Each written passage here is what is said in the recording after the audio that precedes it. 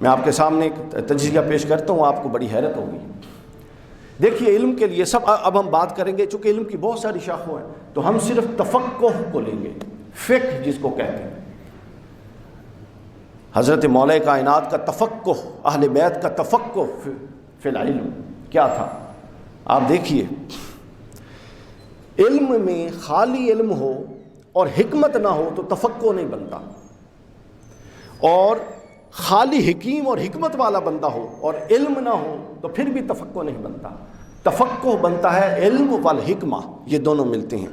اور حیرت کی بات ہے کہ حضور صلی اللہ علیہ وسلم نے علم کا باب، شہر علم کا باب بھی علی کو کہا، اور حکمت کے شہر کا باب بھی حضرت علی کو کہا۔ انا مدینۃ العلم وعلی بابھا، وفی روایت انا مدینۃ الحکمہ وعلی بابھا، میں علم کا شہر ہوں اور علی اس کا دروازہ ہے، اور میں حکمت کا شہر ہوں اور علی اس کا دروازہ ہے۔ گویا اب علم ہو یا حکمت ہو، یہ دونوں اگر کسی کو دستیاب ہوں تو وہ فلیأت الباب، اس کو چاہیے کہ وہ دروازے کے پاس پہنچ جائے۔ ہمارے ہاں جب فقہ کی بات ہوتی ہے تو 4 نام سامنے آتے ہیں، سب کو پتہ ہے۔ کون سے 4 نام؟ جنہوں نے فقہ کو مرتب کیا، جن کی فقہ کو اللہ نے قبولیت دی، ائمہ 4 کے نام، بہت بڑے لوگ، امام اعظم ابو حنیفہ، امام شافعی، احمد بن حنبل، امام مالک رحمہ اللہ تعالی، یہی نام آتے ہیں نا۔ اب یہ میں آپ کو بتاتا ہوں کہ ان سب کے فقہ کا آغاز کہاں سے۔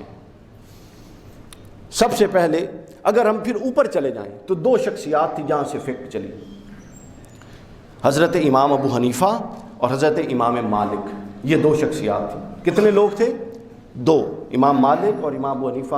اچھا یہ غلط فہمی دور کر لیجئے، امام مالک اور امام ابو حنیفہ سے پہلے یہ کہنا کہ فقہ نہیں تھا یہ غلط ہوگا، تفقہ تھا، فقاہت تھی، لیکن فقہ کو جس طرح سے ترتیب اور مدون کیا گیا امام اعظم ابو حنیفہ نے کیا، اس سے پہلے یہ اس مدون شکل میں نہیں تھا، اس مرتب شکل میں نہیں تھا، باقاعدہ اصول و ضوابط بنا کے لکھا نہیں گیا تھا۔ یہ کریڈٹ ان لوگوں کو جاتا ہے۔ تفقہ تو ہمیشہ سے تھی، وہ تو جب سے قرآن تھا فقہ تھی۔ تو امام اعظم ابو حنیفہ اور امام مالک 2 لوگ ہیں، اگر آپ اوپر چلے جائیں جہاں سے فقہ کا ابتدا ہوتا ہے۔ اور امام ابو حنیفہ کو اگر لیں آپ، ان دونوں میں سے پہلے امام ابو حنیفہ کو لے لیں، تو امام ابو حنیفہ کے علم فقہ میں جو کلیدی کردار ہے وہ امام محمد باقر علیہ السلام اور امام جعفر صادق علیہ السلام کا ہے، اور جو خود اہل ذکر ہیں دونوں۔ کلیدی کردار حافظ ذہبی نے، امام ذہبی نے طبقات میں لکھا ہے کہ امام محمد باقر سے، جس کو باقر العلوم کہتے ہیں، امام محمد باقر کے کل علم کو روایت کرنے والے ہزاروں طلبہ میں سے 3 ہیں۔ حافظ ذہبی، امام ذہبی نے لکھا ہے 3 ہیں، کہتے ہیں کہ ایک ابو حنیفہ، ایک امام اوزاعی، اور ایک ان کے اپنے بیٹے امام جعفر صادق۔ فرماتے ہیں کہ امام باقر کے علوم جو پوری دنیا میں پھیلے وہ ان 3 لوگوں نے روایت کی۔ تو گویا امام اعظم ابو حنیفہ کا پتہ چل گیا کہ مبلغ علم کیا، اور خود امام اعظم ابو حنیفہ کا قول ہے، فرماتے ہیں کہ اگر وہ 2 سال میری زندگی میں نہ ہوتے، لولا السنتان، اگر مجھے وہ 2 سال میسر نہ ہوتے جو میں نے امام جعفر صادق کے پاس گزارے تو نعمان یعنی ابو حنیفہ ہلاک ہو جاتا۔ تو ابو حنیفہ کا جو منہج علم ہے اور جو منتہا ہے وہ امام جعفر صادق اہل بیت کا دروازہ ہے۔ اس کے بعد آگے آئیے، امام شافعی ہیں۔ پھر امام شافعی کے حوالے سے تلمذ کا اور استادوں کا جو سلسلہ ہے یہ 2 واسطوں سے چلتا ہے۔ ایک میں وہ امام اعظم ابو حنیفہ کے شاگرد ہیں، چونکہ امام شافعی شاگرد ہیں امام حسن محمد بن حسن الشیبانی کے، اور محمد بن حسن الشیبانی شاگرد ہیں امام اعظم ابو حنیفہ کے، اور امام اعظم ابو حنیفہ شاگرد ہیں امام جعفر صادق کے۔ تو گویا امام شافعی کا بھی ایک واسطے سے شاگردی ہو گئی اہل بیت کی۔ اب دوسرا واسطہ لیجئے، امام شافعی کا جو دوسرا واسطہ ہے، دوسرے واسطے سے امام شافعی شاگرد ہیں حضرت امام مالک کے، ایک واسطے سے شاگرد ہیں امام حسن کے الشیبانی کے، دوسرے واسطے سے شاگرد ہیں امام مالک کے۔ اور امام مالک میں نے بتایا کہ ابتدائی لوگوں میں سے تھے، اب امام مالک کا سن لیں۔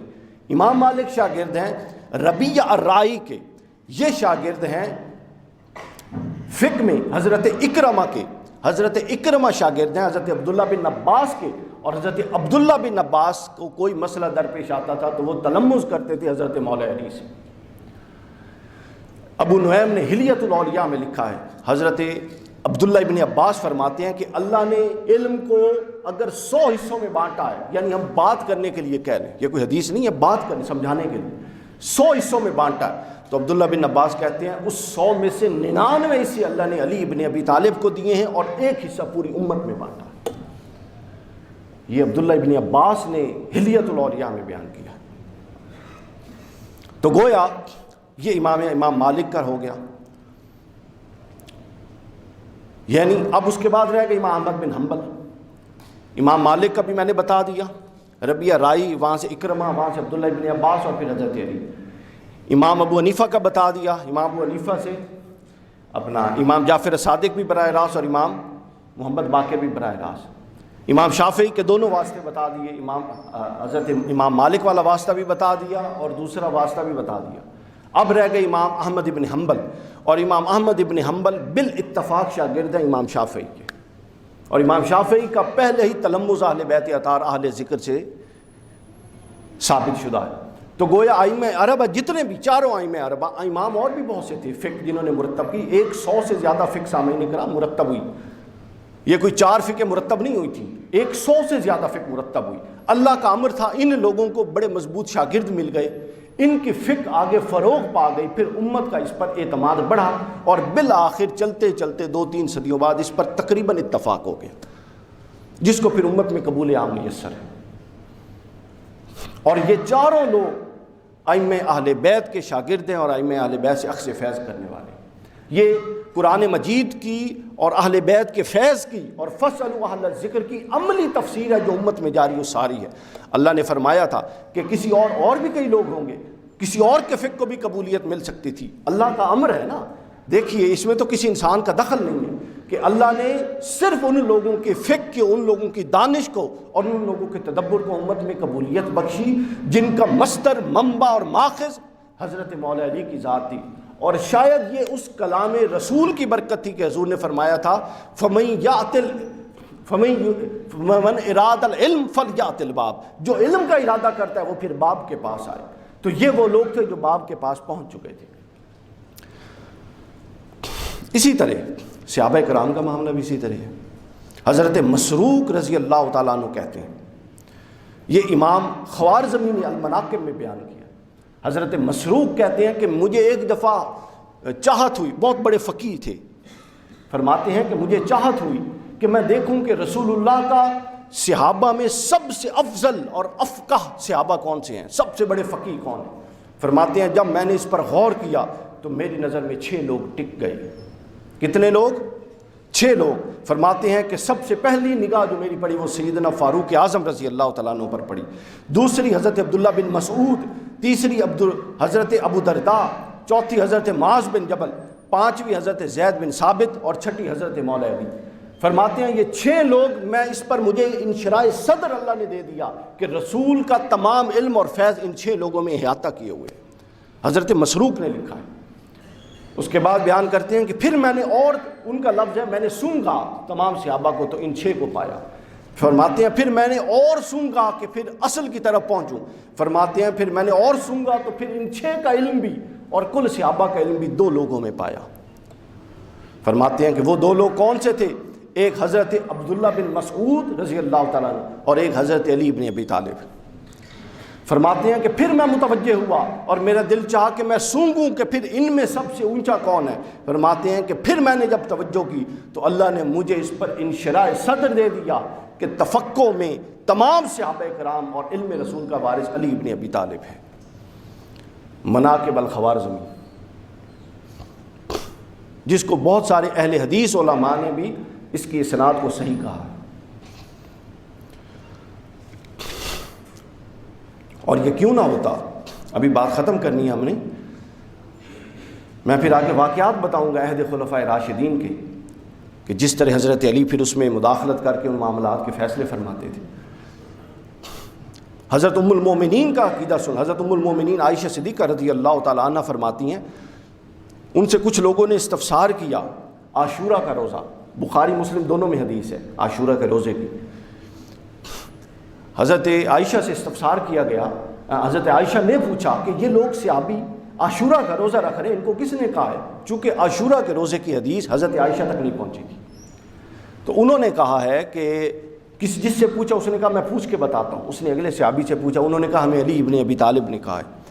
حضرت عائشہ کے پاس وہ شخص پیغام لے کے آیا کہ حضرت علی کے کہنے پر یہ روزہ رکھ رہے ہیں، تو حضرت عائشہ نے فرمایا کہ ان سے کہو کہ پھر اس روزے کو جاری رکھیں، کیوں؟ انہ اعلم بالسنہ، وہ سنت کا سب سے زیادہ جاننے والا ہے۔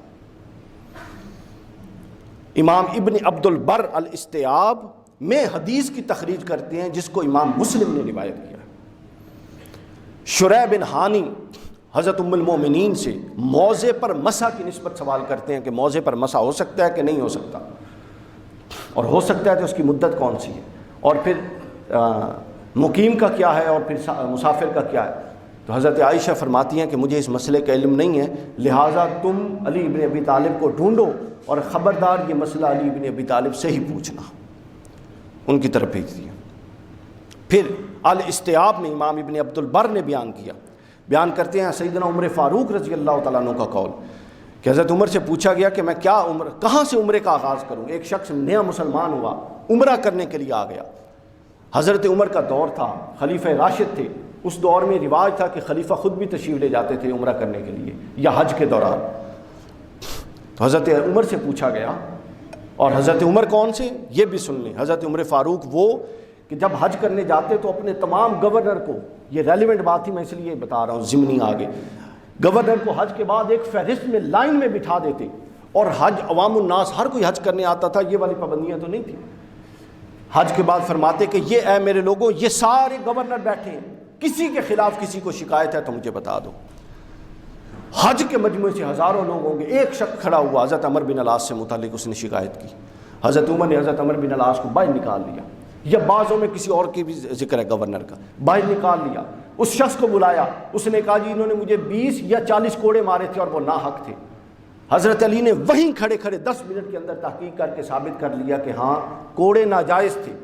حضرت عمر نے فرمایا کہ تم ادھر لیٹو، جس طرح تم نے اس کو عوام کے سامنے مارے تھے، تم گورنر ہو، تمہاری سزا سخت ہونی چاہیے، یہ حج کے دن کعبۃ اللہ کے سامنے تجھے ادھر کوڑے مارے گا۔ سارے گورنر اکٹھے ہو کے آ گئے حضرت علی کے پاس، حضرت عمر کے پاس، کہ آپ یہ کیا رواج ڈال رہے ہیں، یہ تو ہمارے تصرف سے ہی نکل جائیں گے لوگ اگر آپ نے یہ رواج ڈال دیا۔ حضرت عمر فاروق کا جملہ سننے والا ہے، حضرت عمر فاروق نے کہا تمہیں یہ کس نے کہہ دیا ہے کہ میں نے تمہیں ان پر تصرف کرنے کے لیے بھیجا ہے؟ تم تو ان کے خادم ہو، یہ ملوکیت کی ذہنیت ہے کہ لوگوں پر تصرف کیا جائے، خلافت راشدہ کی ذہنیت نہیں ہے تصرف کیا جائے۔ حضرت عمر نے لٹایا، اس ایک عام بندے نے گورنر کو عمر فاروق کے سامنے کعبۃ اللہ کے سائے میں آ کے 40 کوڑے مارے۔ یہ عمر فاروق کے جس کے دور میں عدل اپنے پورے قد سے کھڑا تھا، اللہ کا قانون زمین پر صحیح طور پہ نافذ تھا، وہ عمر فاروق ان سے جب پوچھا گیا کہ عمرہ کہاں سے شروع کروں، تو فرماتے ہیں کہ اے شخص، اسی مجمع میں وہ سامنے علی ابن ابی طالب ہیں، وہ عمرہ کرنے آئے ہوئے ہیں، ان کے پیچھے چلا جا اور دیکھ جہاں سے وہ عمرے کا آغاز کرے ان کے پیچھے اسی طرح آغاز کر، اور جہاں وہ اختتام کرے ان کے پیچھے اسی طرح اختتام کرے۔ یہ حضرت علی کرم اللہ وجہ الکریم کا تفقہ تھا جو صحابہ کرام میں مقبول عام تھا۔